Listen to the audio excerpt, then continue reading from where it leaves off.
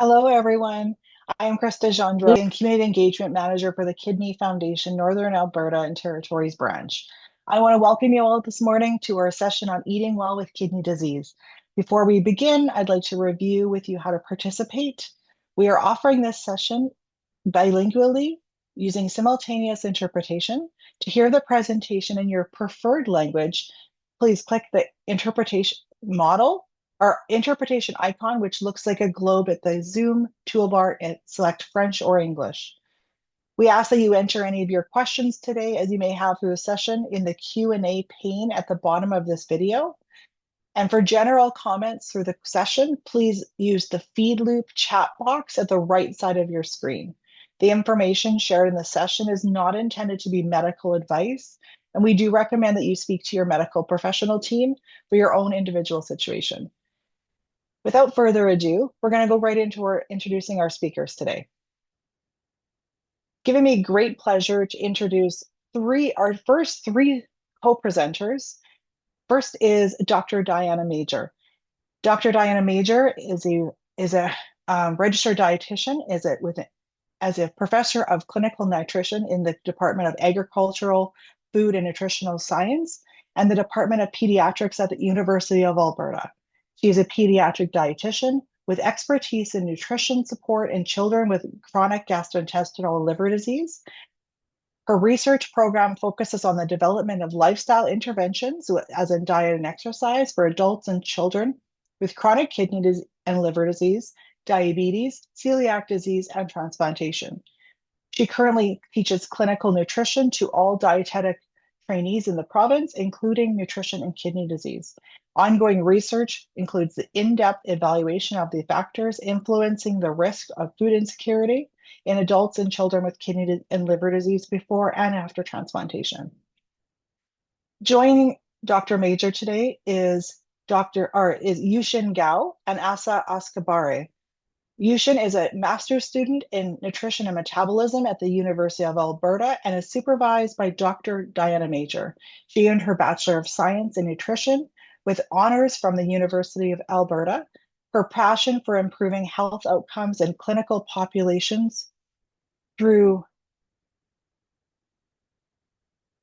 lifestyle modifications such as diet and exercise have inspired her to pursue research in clinical nutrition. Currently, her research focuses on chronic kidney and liver diseases, with a particular emphasis on food insecurity in adults with chronic kidney disease. In her free time, Yushin is actively involved in community volunteer work and knowledge translation activities. Asa Akbar Sadiq is a master's student in human nutrition under the supervision of Dr. Diana Major as well, in the Department of Agricultural, Food and Nutritional Science at the University of Alberta. Current research focuses on frailty, diet, and body composition in patients with diabetes and kidney disease, which aims to evaluate the impact of targeted interventions on improving frailty status, nutritional intake, and body composition outcomes in this population. Without further ado, we're going to get right started. I'm going to pass it over to Yushin, Asa, and Dr. Major. Take it away. Good morning. I'm so pleased to be here with my graduate students to talk to you a little bit about eating well with chronic kidney disease. Next slide, please. As you can see, chronic kidney disease is expressed over a variety of stages of kidney disease and severity. And a lot of this is defined by how your kidney functions in terms of filtration of nitrogenous waste. And today we'll be talking about the effect of diet and the common dietary needs in patients with stage 1 to stage 5 kidney disease, including those who are on dialysis. While we won't address post-transplant needs in great detail, I will encourage people at the end of the talk, if you're interested in asking me questions about that, to also ask about that in the Q&A, or you can email me at major@ualberta.ca. Next slide. So as you can see, the kidneys are really important for a wide variety of biological functions in the body.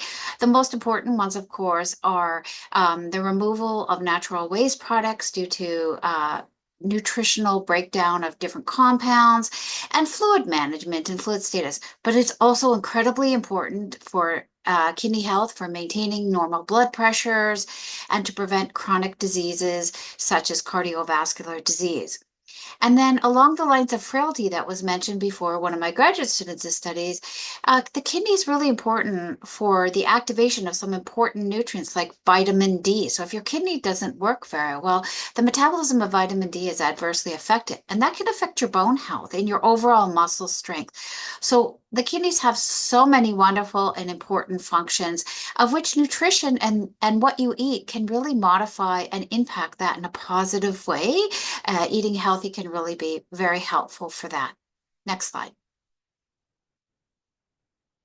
So as I'm going to mention across the spectrum of kidney disease, and this is where Asa and Eugene are going to talk to you a little bit today, you can see that there are different approaches to diet therapies across the spectrum of kidney disease. So in milder kidney disease, such as stage 1 or stage 2, we're really talking about healthy meal patterns where a strong emphasis on fruits and vegetables, optimizing protein, and being careful about your sodium intake, being important in the earlier stages. And so that's a really important point in terms of the approach to eating healthy to try to maintain your kidney function. Later, as the kidney disease progresses, you might have more restricted dietary needs, such as the reduction of protein intake, a stronger emphasis on other electrolytes in the foods that you find, for example, potassium, phosphorus, and fluid restrictions. And again, that's a very individualized type of approach that should be talked to your healthcare professional about, but we are going to talk about general trends in general.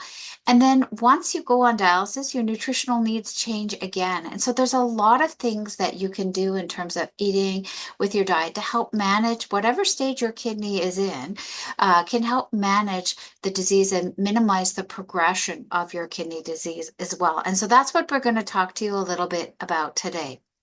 So next slide. So Sa's now going to talk to you a little bit about the dietary considerations of this of different phases of kidney disease. So Sa, I'll hand it over to you, and we should now be on slide 5. Hello, everyone.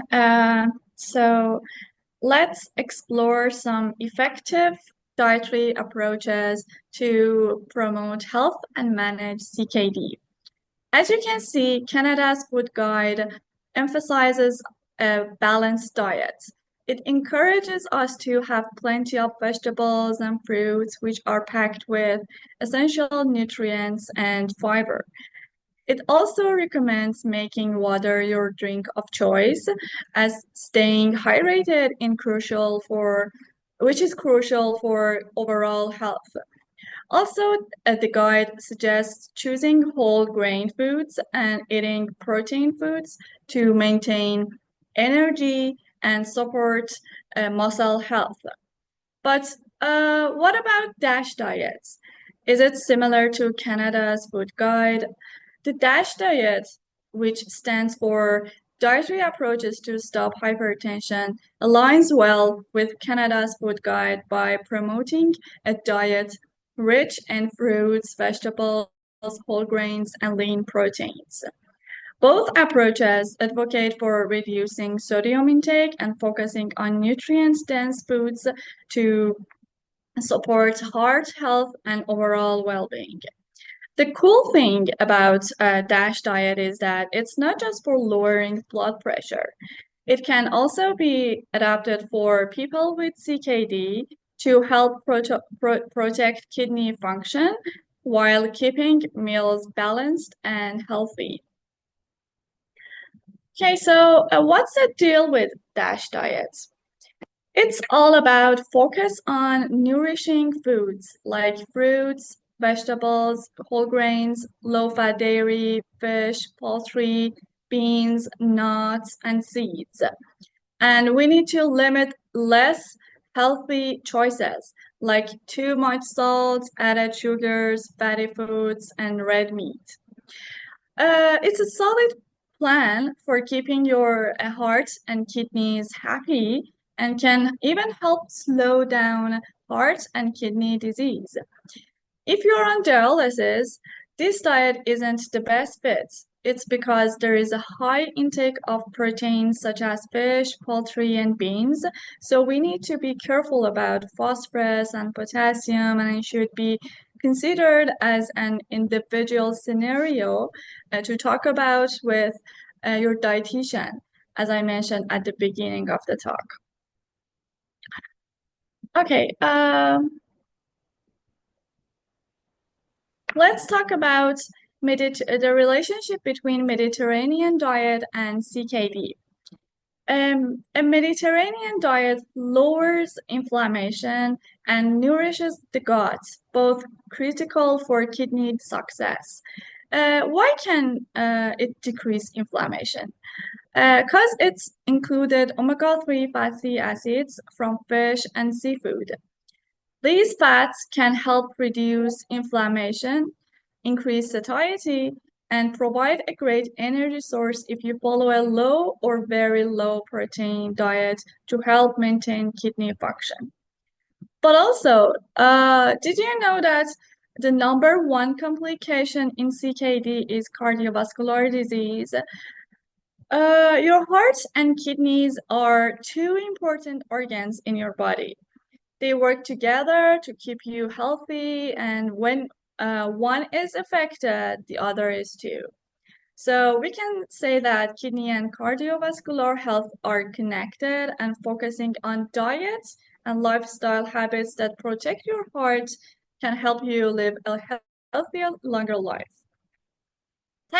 Thanks to newer research recommending the Mediterranean diet for people in stages 1 to 5 who aren't on dialysis or post-transplant, because it's a great way to help improve or prevent dyslipidemia. Well, I talked about Mediterranean diet and its relationship with CKD, but what Mediterranean diet is?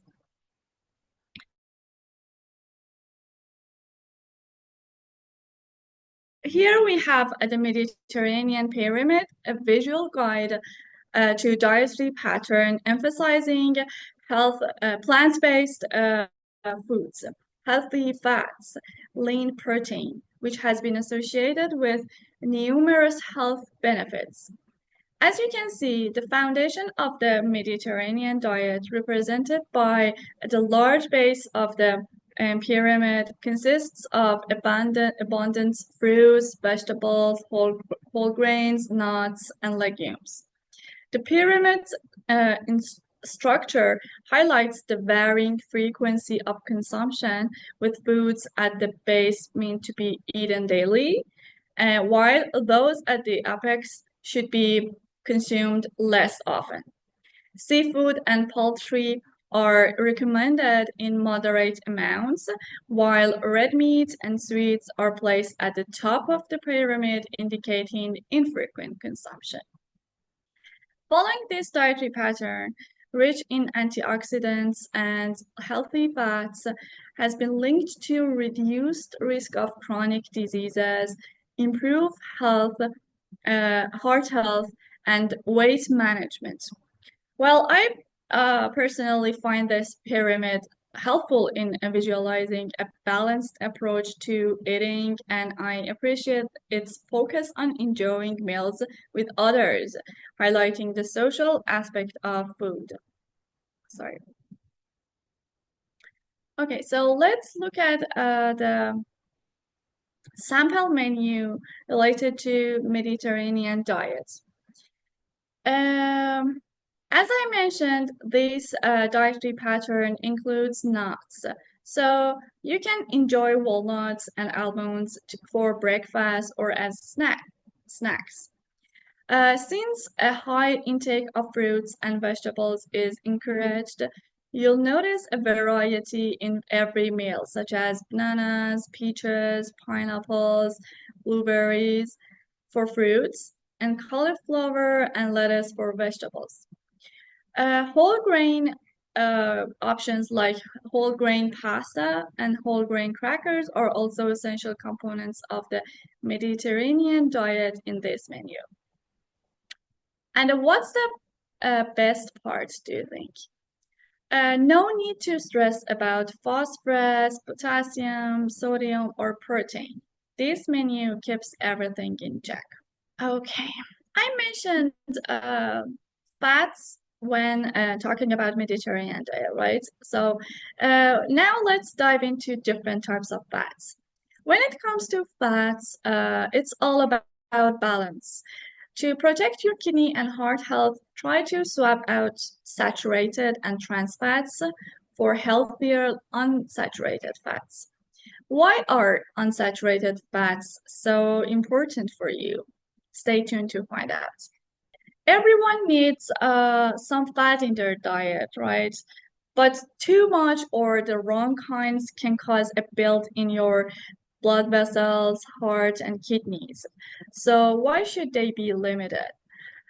Saturated fats found in animal products like butter, coconut oil, and red meat are usually solid at the room temperature, which can raise your LDL, the bad cholesterol, and lead to heart disease. So that is why I would like you to keep in mind that people with CKD are already at a higher risk of heart disease. So it's important to limit these kind of fats. Just like everyone else, people on hemodialysis should aim for a heart healthy diet as well. This means cutting back on high fat and processed foods. But your dietitian can help you figure out which foods in your diet might not be heart healthy, especially the ones that are high in saturated fats. Okay, so we talked about saturated fats, and now I would like to talk about a little bit about trans fats. Trans fats are man-made fats and are hidden in many processed foods and hydrogenated oils like margarine. Although trans fats keep our food fresher longer, they lower your HDL, the happy cholesterol, and raise your LDL, the loosey cholesterol, which can lead to heart disease. But there is a big but. I should mention that trans fats is limited in foods in Canada. However, when you travel to other countries, you may encounter higher amounts in certain products. Okay, so healthy oils or unsaturated fats may help lower the odds of heart disease and atherosclerosis by lowering LDL cholesterol. So these kinds of fats can be found in foods such as canola oil, olive oil, peanut oil, which are healthy alternatives to saturated fats and trans fats. Okay, I'd like to share an update with you. Regularly eating foods high in saturated fat, sugars, or sodium can increase your risk for heart disease, right? Or increase your type 2 diabetes and high blood pressure. So you can use the new front of package symbol to quickly and easily identify foods high in saturated fats, sugars, or sodium, which help you make healthy which will help you make healthy food choices. Okay, so here I would like to grab your attention to the percentage daily values. As you can see, both products have high percentage daily values, including 41% for saturated fat and 25% for sugar. But the old products, like the right one, did not have the front of package labeling, while the new products, like the left one, they have it. So this change aims to promote healthier eating habits by increasing awareness of key nutritional information at a glance. Okay, now let's talk about protein. Your body needs protein to help build muscle, repair tissue, and fight infection, right? So plant-based protein like beans and nuts are easier on the kidneys than animal proteins like meat and dairy products. This is because plant proteins produce less acid in the body than meat proteins. But why acidity is important? Because more acid in your body can damage the kidneys. So that's so important for us. Your best sources of protein are unprocessed animal foods such as fish, poultry, eggs, pork, and beef. The good news is that these foods are high in protein and low in potassium and phosphorus. But how much protein can people with CKD have per day? Imagine one of the people with CKD weighs 70 kilograms. If we consider 0.8 grams of protein per kilograms of weight, the recommended daily protein intake is about 56 grams. So this plate is where you can get high sources of protein like fish, which is contributed to the Mediterranean diet I talked about. And the point I want to pay attention to, I like to pay attention is that this plate isn't just for one meal. It's for the whole. You know that constipation is a common problem for people with kidney disease, right? It can be caused by a diet low in fiber, not getting enough physical activity, limiting fluid intake, some medications, stress or depression, ignoring the urge to have a bowel movement. Yeah, so I said depression, yes. Uh, Depression can be one of the reasons for constipation, and now I like to make it more clear. The reason is that people with depression don't tend to have high physical activity or making them not pay attention to their fluid and high fiber foods. That's what I meant. Okay, but how we can prevent constipation? The first thing is that we can eat enough fiber every day. Fiber keeps the digestive system healthy and helps prevent constipation by making stools bulkier and softer. The point is that we should increase fiber intake slowly. Too much too quickly may cause bloating or discomfort. What do I mean by increasing it slowly? Well, for instance, you might have a quarter of your plate filled with vegetables now. Then add another type of vegetable to make it 1/3 vegetables of your plate. That's exactly what I meant. Okay, so if I mean, but if sorry, but your if your potassium or phosphorus levels are high, what we can do. When potassium and phosphorus levels are well managed, we can have wide options to choose from. So our plate is gonna be similar to the one you see on the left side. For instance, you can see there are slices of cucumber which are low in potassium, or we can see almonds, broccoli, carrots, seeds which are high in fiber, right?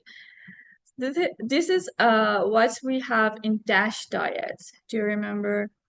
DASH diets is rich in fruits and vegetables. In contrast, we have a low fiber plate on the right side, including just mashed potatoes and chicken with sauce or gravy, which is not proper when you are constipated. So you can easily swap low fiber items with high fiber ones. But what if your potassium and phosphorus levels are high? Your dietitian may recommend fiber supplements that do not raise your potassium or phosphorus levels. One of the fiber supplements is inulin powder, which is a tasteless fiber supplement that can be mixed into foods like applesauce, hamburger, or soup. Just make sure to avoid brands with added calcium or other minerals. Thank you for your attention. That's the end of my section. Now I'll hand it over to Yushin to continue. Thanks, Asa, for the great talk.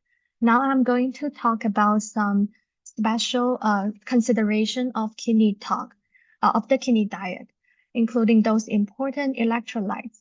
So when your kidneys are not working well, they're not able to remove extra waste. Potassium, sodium, and phosphorus can build up in your blood. Adjusting your dietary intake is important to maintain the electrolytes balance in your blood. Sodium salt increases your blood pressure, and when it builds up in the blood, it can increase the risk of heart disease and stroke. Potassium helps lower blood pressure, but high level of potassium can cause your heart beating irregularly, which can be life-threatening. Phosphorus is the building block of bones. It works with calciums to build strong bones. However, imbalances can be linked to cardiovascular disease and bone disease. Most sodium we eat comes from processed and packaged foods as well as the restaurant foods. Some are also added from the salts that we add during the mealtime and cooking. A report from Health Canada about the sodium intake of Canadians in 2017 shows that most people are consuming too much sodium. The top 6 sources of sodium in the Canadian diets are shown here. The first one is the bakery products such as breads, muffins, and cookies. The second one is the mixed dishes such as pizza, lasagna, frozen appetizer, and entrees. And this is followed by the processed meat products such as sausages and deli meats. Other important contributors are cheese, soups, sauces, and condiments. And for all stages of CKD, it is recommended to restrict your sodium intake to 1 teaspoon of salt, which is equivalent to 2,300 milligrams of sodium. Here are some tips to lower your sodium intake. First, eat less processed and packaged foods because they are the main contributors of sodium in our daily life. Second, prepare food at home more often. Use little or no salt in cooking and at the table. Choose low sodium ingredients. Third, try garlic, onion, herbs, spices, lemon juice, vinegars, or salt-free seasonings to flavor your food instead of salt. Fourth, read the food labels to choose the food that are low in sodium. And so how to read the food labels? First, you should look at the nutrition facts table. Choose foods with lower percent daily value and smaller amount of sodium. 5% or less means the food is lower in sodium, and 15% or more means the food are higher in sodium. In this table, the percent daily value of sodium is 3%, so you can choose this type of food products more often. You should also check the serving size at the top of the table. If you eat more or less than this amount, you need to adjust the amount of nutrients accordingly. For example, in this table, the serving size is 3/4 cup. If you eat 1.5 cup, which is double the amount of the serving size listed, you would get double the amount of sodium. Next, check the ingredient list. Sodium can be called salt, sodium, or soda in the ingredient list. And the ingredients are listed from most to the least. So choose the food without sodium in the list and those that have sodium listed near the end of the list.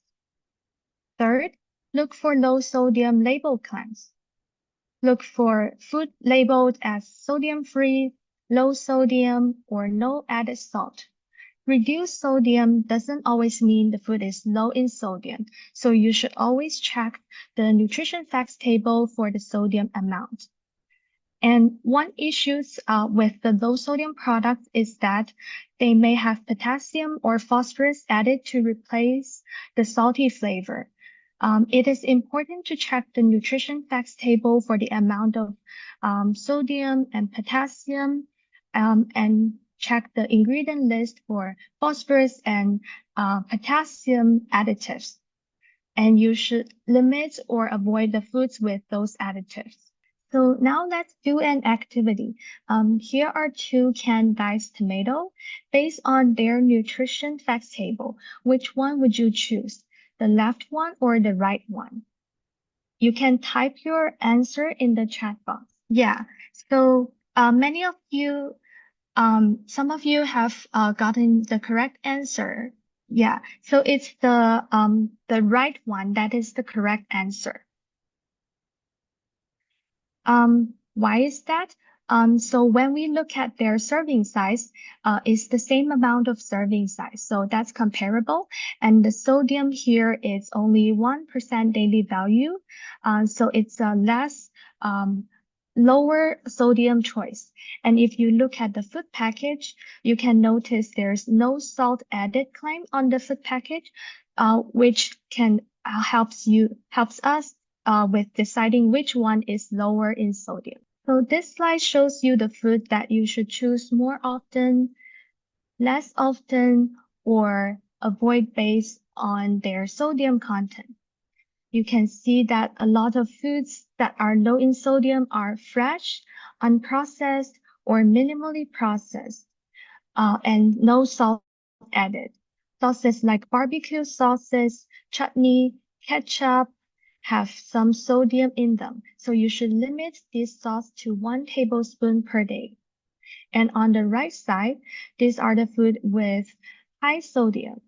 They are mostly processed food with added salt, such as instant hot cereals with added salt, canned or packaged soup, pickled food, processed meat, and restaurant foods. You should avoid these at all times. Moving on to the next electrolyte, potassium. Most potassium we eat comes from healthy plant and animal-based food. Some are added to food during processing. You should restrict potassium only if your level is elevated in blood.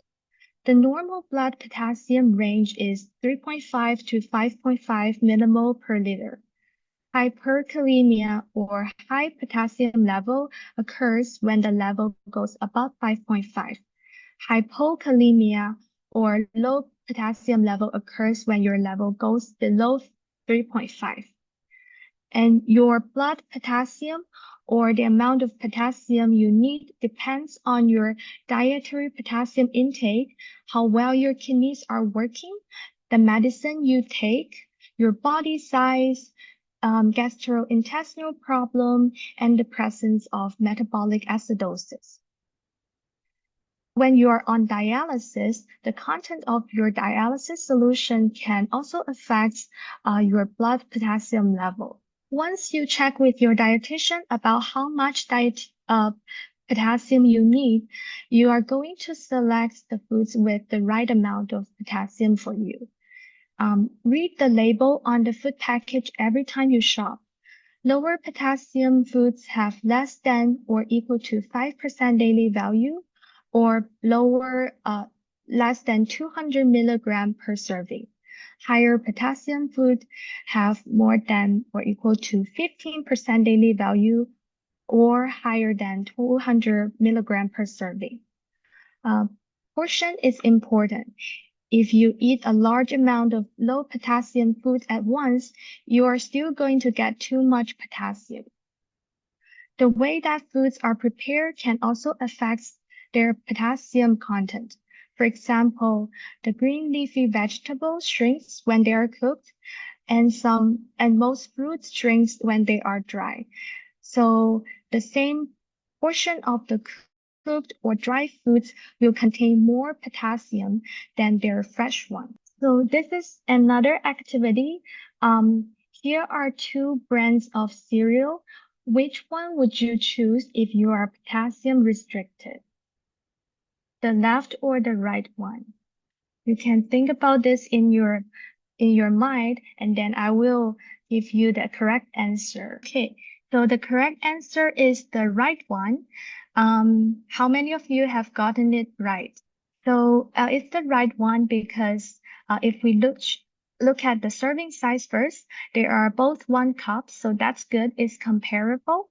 And if we look at the potassium amount, the cornflakes only have 40 milligram of potassium per serving and 1% daily value.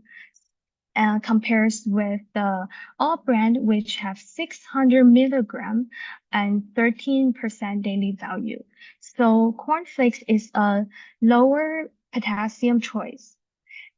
And if you check their serving size, both and if you look at like other electrolytes on the food label, all brand contains much more phosphorus and sodium, so it should be avoided if you have high potassium level. And on the other hand, all brand is high in fiber and some other vitamins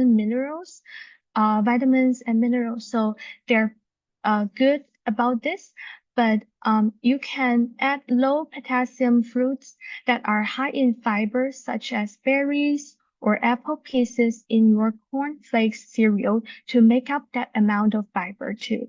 As mentioned, potassium can be added during processing. These additives are used as salt substitute or preservatives.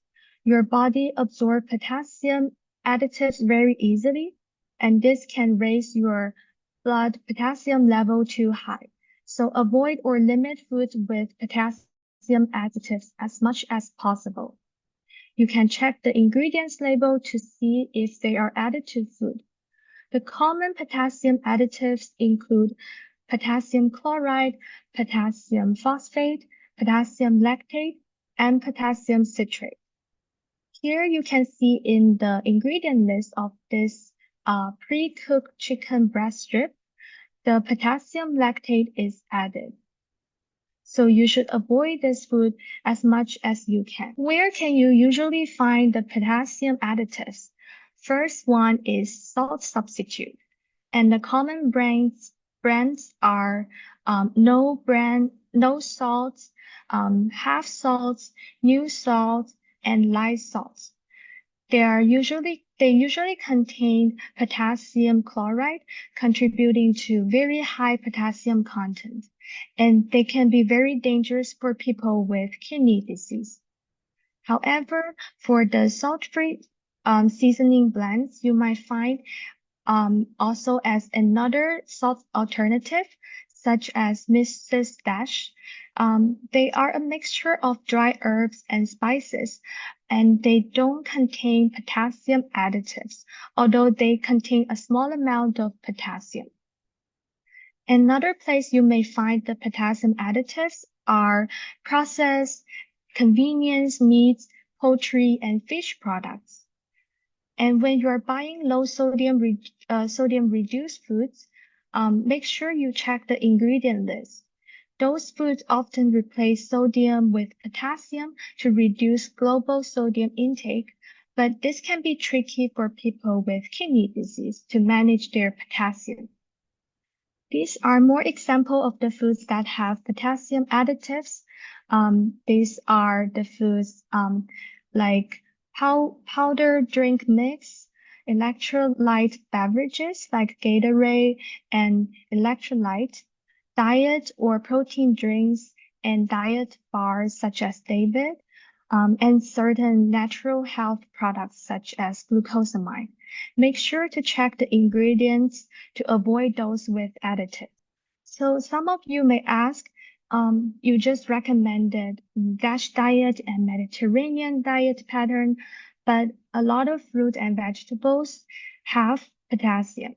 So how should I follow the healthy diet and eat a bunch of fruit and vegetables if I need to restrict my potassium? So the answer is yes, you can still follow a healthy diet, because many fruits and vegetables are also low in potassium, such as the apple, berries, and broccoli and carrots here. They should constitute a large amount of your fruit and vegetable intake daily. Since the potassium additives are more easily absorbed than the natural occurring and inherent potassium in the fruit and vegetable, your focus should be limiting those processed food. You should still eat, you can still eat high potassium fruits and vegetables to increase your variety, but just keep them to a small amount. For example, instead of eating a whole banana, you can eat half of the banana. You can reduce some potassium from foods as well by cooking them differently. And here are some tips to reduce your potassium level. Look for potassium additives in the ingredients list. Limit or avoid food with potassium additives. Read food labels to choose foods that are lower in potassium. Consume fresh fruits over processed and packaged foods. Soak, drain, and boil foods can reduce the amount of potassium in legumes, beans, and root vegetables.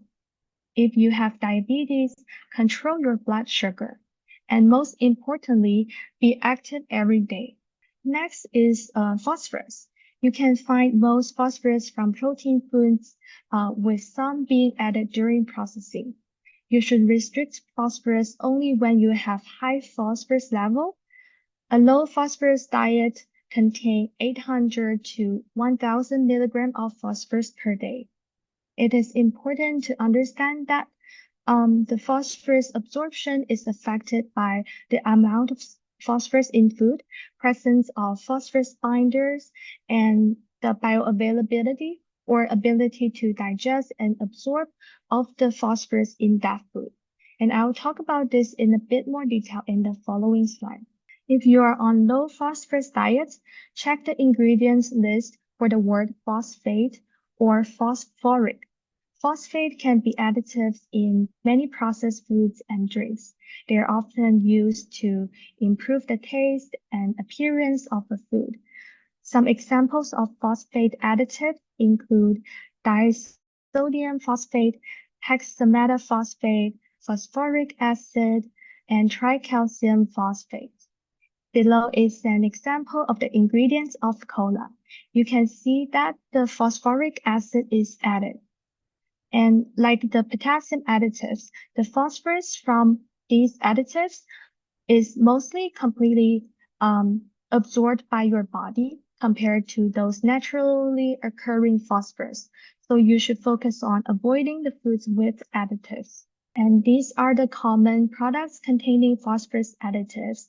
They are processed meats, such as chicken nuggets, bologna, deli meats, refrigerator biscuits, processed cheese, bread and cookie dough, pancake and waffle mix.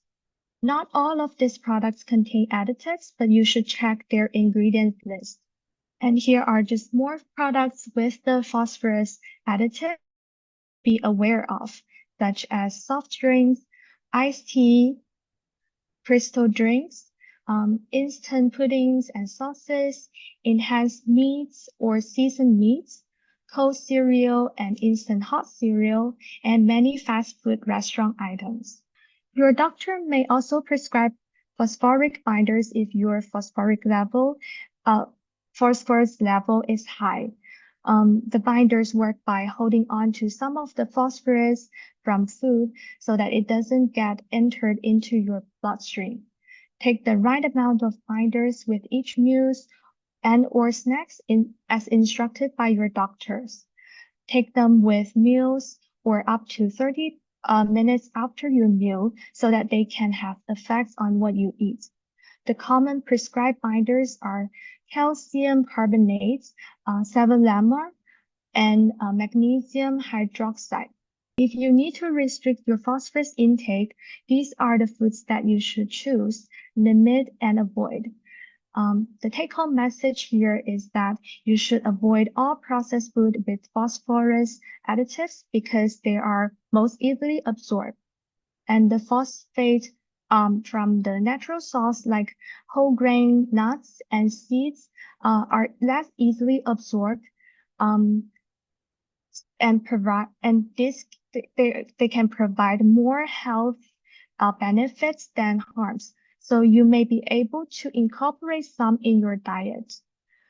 People who have phosphorus restriction are at high risk of protein energy malnutrition. It is important to substitute with other protein sources that are low in phosphorus. You can speak to your dietitian about the right type of foods for you. To summarize the tips to control your phosphorus, cook with fresh ingredients to avoid unwanted additives, avoid all processed food with phosphorus additives. Remember to take your phosphorus binder with food if they have been prescribed to you. Check the food label and ingredient list for the word with phos to identify which foods are high in phosphorus. When you are on dialysis, go to your prescribed dialysis session and stay for entire treatment to make sure some of the phosphorus and electrolytes are removed. Your phosphorus and potassium restrictions are also dependent on your dialysis solution and intervals. Consult your doctor about the amount of phosphorus and potassium that is right for you. In addition, kidney plays a vital role in vitamin D activation and bone formation. A healthy kidney turns vitamin D into its active form, regulates parathyroid hormone, balances calcium and phosphorus in the body. As your kidney function declines, this may lead to mineral disorder and bone disease such as bone pain, bone fracture, and calcium deposits in the blood vessels, which can then contribute to heart disease. It's recommended for chronic kidney disease patients to take 1,000 to 2,000 IU of vitamin D3 supplement per day, and this may prevent the bone loss and vitamin D3 deficiency. Confirm with your nephrologist if the supplement is needed and what is the right amount of supplement for you. In addition to supplement, you should also eat enough of vitamin D from the diets. Some good source of vitamin D are salmon or fatty fish, which also fit into the Mediterranean diet we just talked about. Milk, eggs, mushroom, fortified plant-based beverages, and cereals. But you need to check if these foods are contradicted with your electrolyte restriction. Consuming enough calcium from food is also vital for bone health. Milk or plant-based beverages with calcium added, plant yogurt, tofu, canned salmon with bones, and cheeses are all good source of calcium food. Always read the food label and check with your dietitian whether they are the right choice for you, because high calcium foods may also are often high in phosphorus. So that's the end of my section. Okay, and I just want to add on some of the things that you might consider about your diets with chronic kidney disease, because there's a lot of topics we talked about. It is all about balance to a large extent. And every individual has their own individual needs for phosphorus and potassium, which are dictated to a large extent by your blood work and how your kidneys are working. So you're going to hear different things. Some people may be able to take eat this amount of food and others can't. And so we'll be happy to address any of the concerns that you have or questions you have in the Q&A at the end of this session. In terms of a post-transplant kidney. I mean, once you've had a transplant, and if the transplant works and the kidney works, then it works like a healthy kidney. And so important things to consider in that, like for example, the DASH diet is a very healthy meal pattern to eat to keep that new kidney working really, really well. There are some considerations that your dietitians will talk to you about your immunosuppressive medications and what kinds of foods you shouldn't eat. But we just wanted to make sure that you had some sense of that with a new kidney, if that kidney is functioning well, then your diet can be liberalized. But you should still consider some things. And some things will be, for example, you want to eat a heart healthy diet, which is both the DASH and the Mediterranean diet meal pattern. And you want to stick to your no added salt, so not adding salt at the table or to your cooking. There's enough sodium in our food supply in processed foods, even like in dairy products and in breads and cereals, that it's not necessary to add more sodium to your diet. And so that when you eat those foods, you can eat them knowing, yeah, sure, they have some sodium in them, but you don't need to add them to the cooking process or at the table as well. So thank you very much for this opportunity to give us the opportunity to talk, and we're going to hand it over to the next speaker. Thank you. Wonderful. Thank you so much, Dr. Major, Yushin, Asha, for the informative and engaging presentation. I know I learned a lot, and I thought I knew quite a bit. And there's some things I was taking screenshots and writing some notes down for myself. So I appreciate your expertise. You've really given us a lot to reflect on and a lot of great information. Before we move to our question and answer session, I am delighted to welcome one more guest. We are joined today by one of our patient partners. I want to introduce you to Suzanne Dessert. In 2016, Suzanne learned very suddenly that her left kidney was infected with bacteria and her kidney function, it was slowly deteriorating. In 2022, at 10%, she was still functional when she was told she was eligible for a transplant. 4 months after transplant, 4 months later, she received a kidney transplant, and the medical surgery was carried out without complication. And 6 days later, she went home. Today, Suzanne scrupulously adheres to her medication schedule, listens carefully to the advice of her nephrologist, and watches her diet and leads a healthy life, both physically and mentally, to ensure her graft functions properly. So I am going to turn it over to Suzanne, who will be speaking in French. So again, I would just remind you, if you need interpretation in this session, to select the globe at the bottom of your screen in order to hear her wonderful story. So Suzanne, take it away. My name is Suzanne Dessert. And it's my turn. So now I'll go. As soon as I left the hospital, I had the good luck to get a transplant after only 4 months on the Quebec waiting list. The transplant went very well. My stay in the hospital was very short. Everything went well. No complications. And I was in good health. I was healthy. I was at the right weight. I had a positive attitude. And I believed in my doctor, a nephrologist, and the whole medical team. So when I left the hospital, I needed to follow the process of my new life because it's a new life. We who have had a transplant, we have a new chance. So the minimum I had to do was to be disciplined, to follow the advice and opinion from the nephrologist and the whole medical team. And I like sports, so I had to calm things down. I did so. I was training every day at the gym, but after the transplant, I had to be quiet for 2 or 3 months. So I followed the hospital protocol and everything went well until now. Today, everything is great. My mental health is good. I have people around me to support me. My husband participates with me. And in terms of diet, before the transplant, I was functional, 10% functional, without dialysis or hemodialysis, and 10% total kidney function. And I Well, after the transplant, it jumped to 70% function. So if I was disciplined at 10%, imagine a 70%. I was in better shape. When we leave the hospital, they give us a guide to help us with our diet. So a low sodium food guide. So I like cooking. I don't go to the restaurant very often. I didn't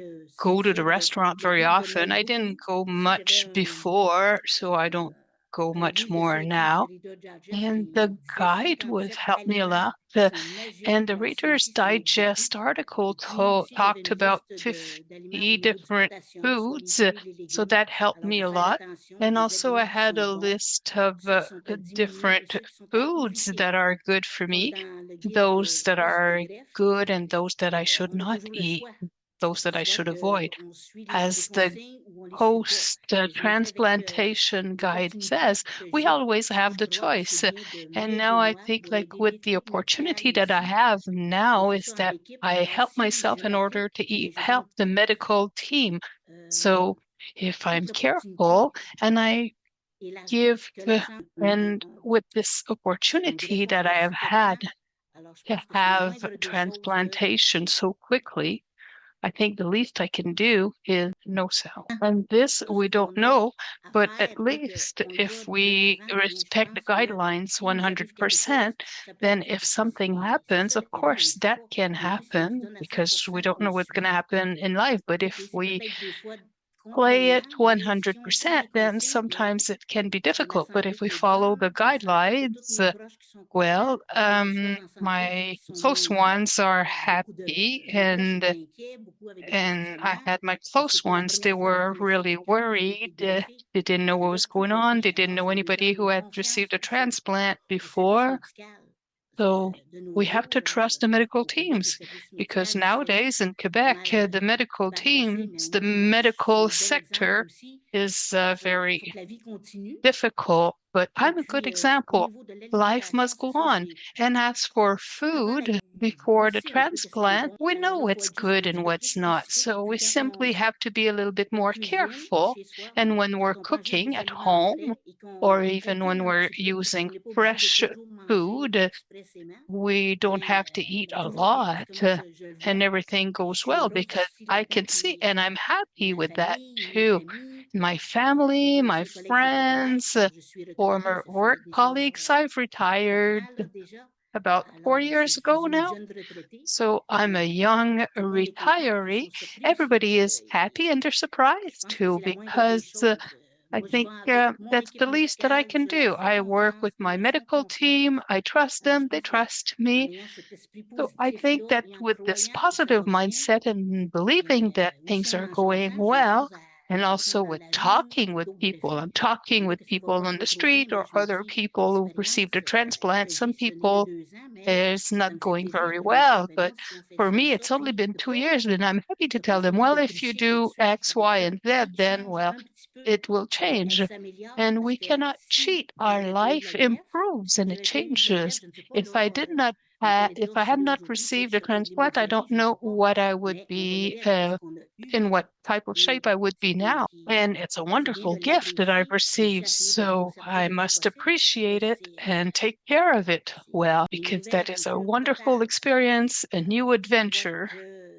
So I believe that food, when I like cooking and I like having guests over, good nutrition, and some people, the people who come over to my house, they're happy to taste what I cook, and they're surprised too of the taste, because better food for everybody, whether you've received a transplant or not, it's better for everybody, for the medical teams as well, because if we eat well, we will go less often to visit the doctor's office.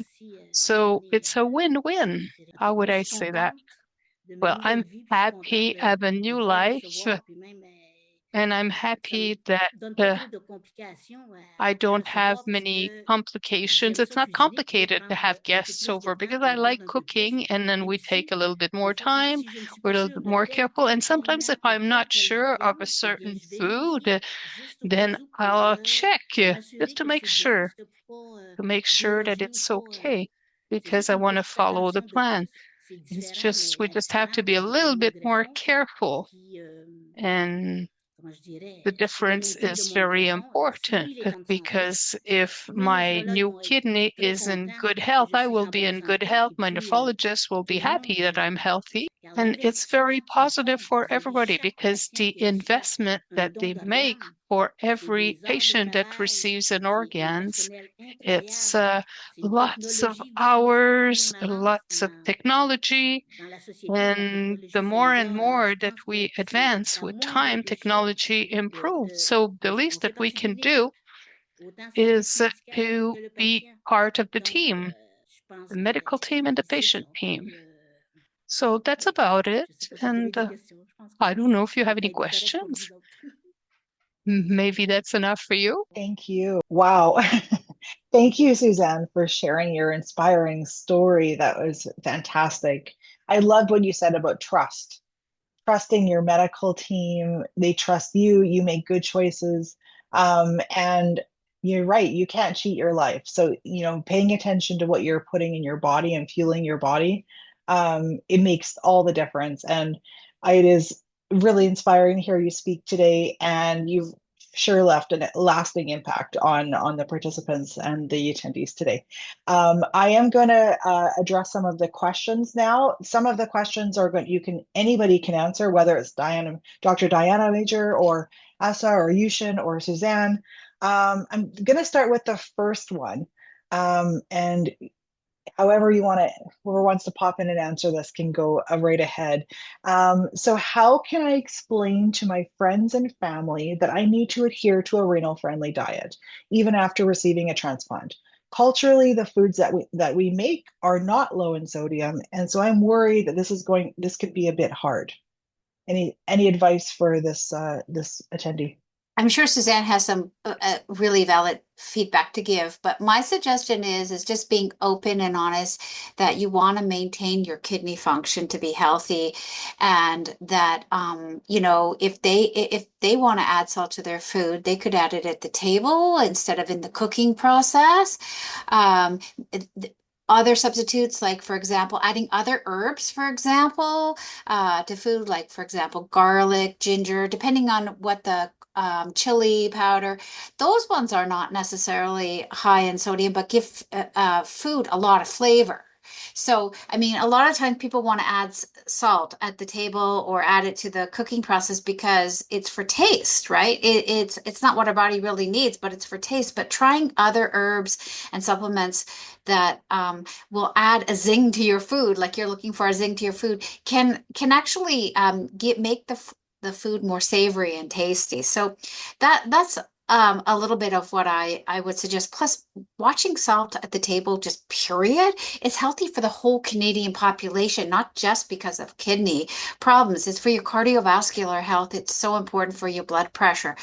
Blood pressure rates are so high in Canada and globally that just being careful about salt can really make a difference for everyone in the population. So I hope that helps. But maybe Suzanne wants to add something to that as well. Oui, certainement. Alors, au niveau du Yes, sel, of je course. savais pas avant.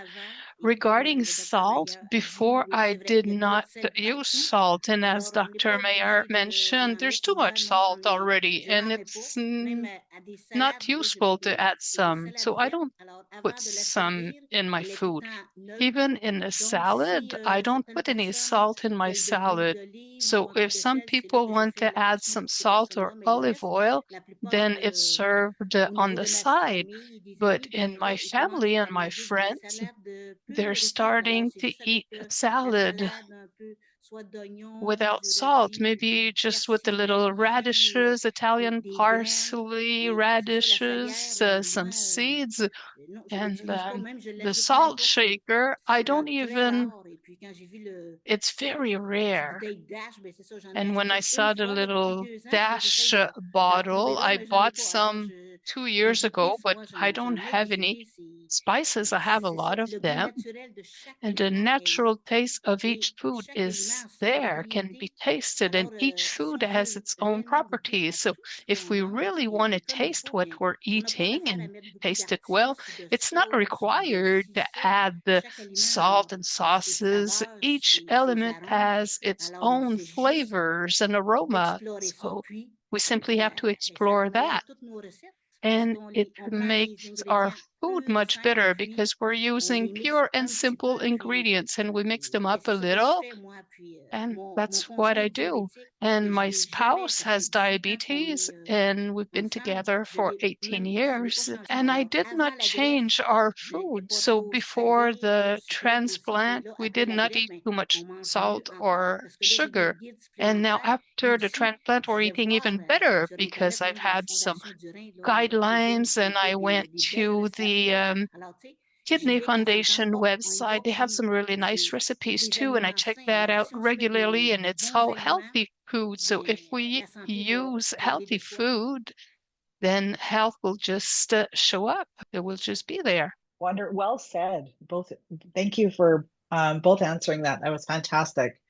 I'm going to go on to the next one. This was I've come up quite a bit in the chat. How can we measure our electrolytes, and is there a test? There aren't a lot of home kits that are available, unlike blood sugars that you could just dipstick in your urine for when you have diabetes. There really aren't a lot of home-based measurements for electrolytes. Moreover, they're still an evolving technology, and the error in those can be a problem. So really, I think that's something that you need to discuss with your healthcare professionals about routine monitoring or your general practitioner for monitoring of your potassium or your phosphorus levels in your blood. It's not something that you want to measure unless you're in hospital and are acutely ill, would want to measure on a daily basis anyway, because potassium can go up and down a little bit anyway, even in individuals with a healthy kidney. So routine home monitoring is not where we're at yet, maybe in the future. The next question we have from the chat was, do you have any recommendations for athletes with CKD? I have had a tough time before the transplant, and I was told to limit my protein, veggies, and fruit due to potassium in the higher normal range. So, this is a really good question because the protein part is really hard, right? Because if you're on a protein restricted diet, especially if you have CKD 4 and 5, you have to be super cautious about your protein. But like, for example, egg whites, whey-based supplements have lower amounts of potassium and phosphorus in them. So if you were going to use a supplement, you might want to consider one of those to really focus on, because then you won't have to at least be worried about the contribution to potassium and phosphorus. Fruits and vegetables, are important for an overall balance in your diet. They won't be contributing a huge amount of protein to your diet for an athlete anyway. So I think a combination of plant-based proteins like lentils and beans, of course, again, there is that caveat about worrying about the phosphorus level, in particular about them, and animal-based proteins are fine. And then if you felt like you wanted to take a supplement, I would look for a whey-based or consider adding egg whites to some of the foods that you're eating to get a little bit more protein. But again, I'm going to say you need to talk to your local dietitian about that as well, because how much protein is okay for you is important for you to understand that. But those will give you the building blocks of, high biological valued proteins, but without the controversy or the concerns as much about potassium and phosphorus exacerbating that issue. So maybe, a small amount of whey powder could be added to your foods and like to a drink or whatever, but I wouldn't go overboard with that. So please talk to your individual healthcare practitioner. The next one is, and this could be for anyone. Suzanne may have something to share about this. Some days I don't have the energy after dialysis and I don't have much of an appetite. What are some easy meals or key ingredients I can look at having on these days? I Like a can go-to.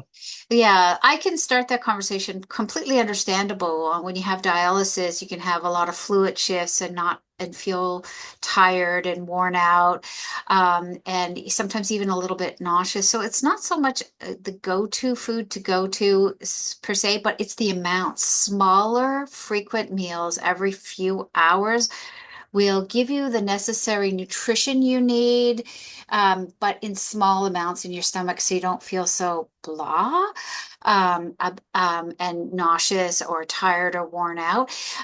Some small amounts of food, lower fat, complex carbohydrates will be helpful in this regard. Small amounts. Some people find, even though you have to consider the potassium content of rice, some people find like small amounts of rice gruel or congee easy to eat without making sure you don't add extra salt to it. But small amounts and regular amounts throughout the dialysis session and throughout the evening and the next day, but smaller volumes will really be very helpful. Not eating, an hour before you go to bed because you could get some reflux from that, and making sure that you eat your dinner a little bit earlier if you're tired that night, want to go to bed earlier, so that you're not eating and then lying down flat right away afterwards. At least 1 hour before you want to go to sleep, you should stop eating or drinking, because that will help with reflux, which is also common. Suzanne or anybody else who wants to chime in, I'm open to, yeah. Suzanne, did you have a go-to food? A small snack, as Dr. Diana was saying, so small quantities or some fruit, or that really helps. Because since I've had my transplant, we eat twice a day and we have a snack in the middle of the afternoon. And we feel as if we're on vacation year round. But large glasses of water. I drink a lot of water and I've continued to drink a lot of water. And I think that's all. Wonderful. Thank you. I didn't catch every bit of that. My interpretation was off a little bit on my side, so I didn't catch everything you said. I appreciate what you said about drinking water. That's so important. Okay, we do have a few more minutes because we were a little bit quicker on the presentations than planned. One of the questions was, can somebody with kidney disease have any alcohol? Yeah, I saw that question. From the Mediterranean diet pattern, it actually includes red wine in the Mediterranean meal pattern, because it's full of important polyphenols, which are antioxidants, which are good for the body. So in early stages of kidney disease, there should be no contraindication for a small amount of alcohol. So it doesn't mean that not at all, but I think you need to consult your nephrologist once you get to stage 4 and 5, in terms of what potential contribution that could do to your kidney disease. I don't think there's any rule that says you can't have any ever.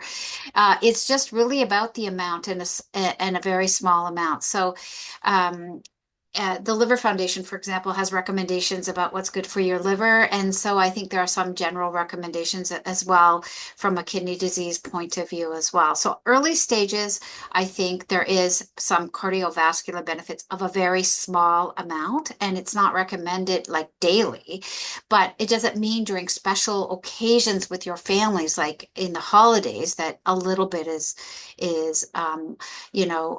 fine. Thank you for answering that one. Sorry, can I add something here? Yes. For alcohol, the reason that CKD people should pay attention about it is that because alcohol dehydrates body, so it can stress the kidneys. Also, alcohol can increase blood pressure, so it can be a major risk of CKD progression.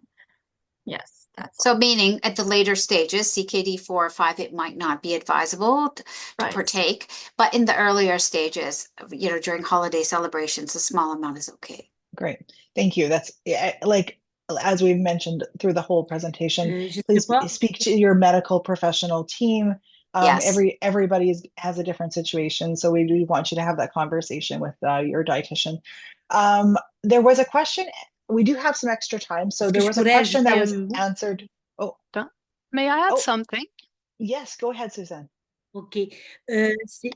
Au niveau de l'alcool, tu sais, on a toujours le choix Regarding dans la vie, dans alcohol, we tout, même always l'alcool. have the Alors, choice for moi, everything in j'aimais life, l'alcool, including j'aime le alcohol. vin So spiritueux, le vin rouge. I Mais là, depuis que liked je suis red greffière, wine, but j'ai ever été la since I've première année, received aucune goutte ever d'alcool, since the aucun vin, transplantation, the aucun alcool, transplant, aucun a champagne, full year 12 mois, without any champagne, rien. Et depuis ce no temps-là wine, no vient champagne for a la full year. deuxième année, eh bien, And j'ai since choisi then, a les second dates que year, je voulais I prendre chose très peu the de consommation dates parce que at which I c'est wanted to que have tu es a small greffé. drink because it's C'est un something conseil that you que want to l'hôpital avoid Jeannette-Rosemont, after a le transplant. guide de That's post-greffe, one of the dit que advice l'alcool and est à the éviter. Donc, guide limiter given to me les by quantités, mais Hôpital limiter Maisonneuve. aussi les They fois que l'on say to veut avoid this. s'extrayer. So limit Alors, the dans l'année, il y a à quantities peu and près limit 10 the de nos number of fêtes. times. So in the Ben, on a le year, droit there's about 10 on holidays, diminue and nos we coupes de vin ou peut-être un petit reduce the shooter number d'alcool, mais of glasses and perhaps c'est mieux reduce the de... On diminue, quantity. puis, So we reduce, comme on and dit it's ici, better on that way disait too. 4 coupes de vin, mais si You tu know, en bois if you juste have four une, ben, glasses of c'est wine, correct, but if you have a puis pas single tous les one, mois it's non plus. Donc, okay. comme on dit, And not moi, every que j'ai month diminué also. beaucoup, c'est bien correct. Also, J'aime autant I've donner reduced my l'alcool quantity a à ceux lot. I much qui n'ont pas de prefer to greffe, give et puis alcohol ceux to the people who on vit did quand même, not même s'ils ne have a boivent pas. transplant. Alors, And life goes on even if we don't c'est ça. consume Donc, j'ai alcohol. diminué beaucoup au niveau de l'alcool, So mais c'est I've pour mon rein, reduced a c'est pour ma lot, vie, but it's c'est for pour my mon kidney, entourage, for donc my l'équipe life, médicale, for parce my que je ne veux close pas qu'il one, arrive and quelque my chose à medical cause team, qu'on prend because I don't want 4-5 coupes something de to vin un happen soir, because puis I've l'autre, had like one night une 4 or 5 interaction avec le glasses of rein, puis wine là, on and se then ramasse it à l'hôpital, puis interacts with qu'il the y a des kidney. I end up in complications. the C'est hospital juste with pour une fois, mais complications ça peut arriver, for a on ne sait single pas. time. Mais si on met It toutes could nos chances happen, de we notre don't know. côté, But bien, si if ça l'arrive, we bien, are ça careful devait and arriver. if Mais it si happens, well, it was on supposed les to met de notre happen. côté But et ça va bien, if on we continue dans ce are sens-là pour ne pas careful, then changer we quelque chose qui continue va in that bien. way. We don't want to change something Ou le that tricher goes un peu, on well est aussi bien or continuer cheat comme a ça. little. No, we just C'était tout. continue that way. Merci. That's all. Thank you. Yeah. Yeah, very good point. Appreciate your perspective as well. You're right. There is a couple more. There was one that was asked in the chat box during the presentation that Asa had answered, but I think this is going to it's reoccurring. Can you please speak to rice and potatoes, as I've heard conflicting information on whether CKD patients can eat these foods. This includes brown rice and sweet potatoes. So Asa had answered in the chat, but if you'd like to tackle that one so everybody can hear, I think that would be valuable for all. Sure. So, about rice and sweet potatoes, I would like to mention that it can be included in the diets, but portion size and preparation matter based on an individual's stage of CKD and lab values. So we need to know that white rice is lower in potassium and phosphorus, and brown rice is higher in phosphorus and potassium. So it may need to be limited more than white rice. And about sweet potato, I should mention that the regular potatoes and sweet potatoes are all of them are high in potassium, but the portion or small amounts can be still included if monitored.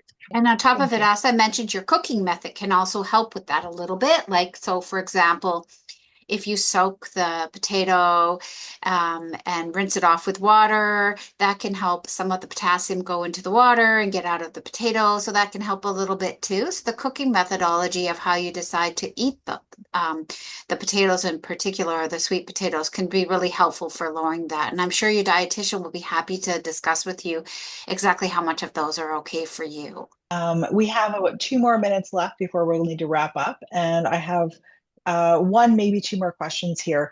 From the chat, what are your thoughts on eggs? There is so much conflicting information on whether they contribute to cardiovascular disease, which can impact your kidneys and vice versa. Well, eggs get such a bad rap. I almost feel bad for them. I mean, true, egg yolks have some cholesterol in them, but the egg whites have so much value in terms of protein. And then even the egg yolks are good sources of dietary iron, and offer other nutrients like biotin. And all of those are important for your overall cardiovascular disease health. So I'm here to say that it's really about how many eggs are you eating and how you're cooking them. So like 1 to 2 eggs, every few days is fine, but are you frying them? The cardiovascular disease risk would probably go up with are you frying those eggs versus eating them as a poached egg or versus making them in an omelet? What are you eating them with? Are you eating them with salty bacons and sausages? That's going to contribute to the cardiovascular disease risk too. So um, I really do think eggs get a poor end of the stick type of thing. And now I hear in the US there are egg shortages and the prices are really high. So far we've been lucky. It's not too terrible here yet. So eat eggs. If you're concerned about the cardiovascular disease risk, you can just not eat the egg yolk at every single time you're eating the eggs. Egg whites themselves make nice poached eggs too without the egg yolk in them. If you like to eat two of them, eat one with the yolk in it, eat one without, because even the yolk gets a bad rep too. There is cholesterol for sure in them and contribute to them, but there's no reason that they can't be part of a healthy diet with kidney disease and with cardiovascular disease. It's the amount and the food preparation method that's really gonna, and what you're eating them with. Wonderful. I do agree. Eggs just get a bad rap. They really do. For some reason, there's a lot of hate for eggs. I think we have one more question, and it just popped up in the chat, and I do want to address it because I think it's very important. What do you do if you don't have if you can't find a renal dietitian because they're not affordable? Yeah, that could be tough. In many health regions, there are dietitians that are covered by the healthcare system. You might just have to wait a really, really long time. Dietitians of Canada has a list of dietitians in the community, and it'll list their expertise too. And you should be able to go to the Dietitians of website, www.dietitians, dietitians.ca, to get access to and see what the different dietitians are. You can ask your GP to make you a referral to your local healthcare system, and you may have to wait a while, I'm sorry to say, to have access to a dietitian. And then there are some credible, through the Kidney Foundation websites, there are some credible links to nutrition information that you should also avail yourself as well, so that you can get some general information as well that at least gives you an idea of what you're heading for in terms of eating. And I believe like talks like this are also posted on the Kidney Canada's website as well. So can be different ways that you can access, but hopefully those are helpful. If you're in Alberta, if you want to email me at major@ualberta to ask me about Alberta Health Services or other renal dietitians, happy to hook you up. I'm pleased to say that there's also a renal dietitians group. I think it's called Canadian Association of Renal Dietitians, that also have a list of dietitians that have expertise in nutrition and renal disease as well. So I hope those Wonderful. resources will get you started. Wonderful. Thank you so much. We are at the end of our time here. It just flew right by. Thank you everyone for joining. Thank you again, Suzanne, Dr. Major, Ushin, Asha, for joining us today and for your inspiring and informative conversations. I love that we had lots of time to do the Q&A, and even some of my own questions I got good answers for. So I appreciate that. And this concludes our session. Thank you again and have a wonderful Wednesday.